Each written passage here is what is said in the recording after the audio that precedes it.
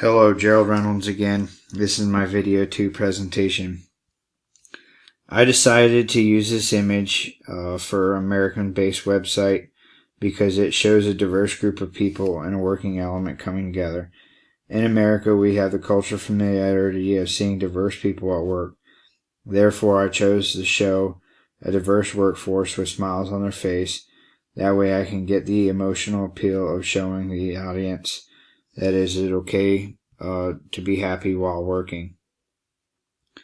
I decided to use this image showing the gathering outside for a business meeting because that is what's cultural familiar to the people in Nigeria. Most of the village elders come together and have a meeting outside, or they're either standing or sitting down, but never so formal to be inside. I chose this powerful image to get the emotion of empowerment to overcome the viewers of the website. The reason for this is I wanted to perceive the image on our website that no matter where you come from, you can strive to be whatever you want to be, and you always can make a difference no matter who you are. That concludes my presentation for video 2. Thank you.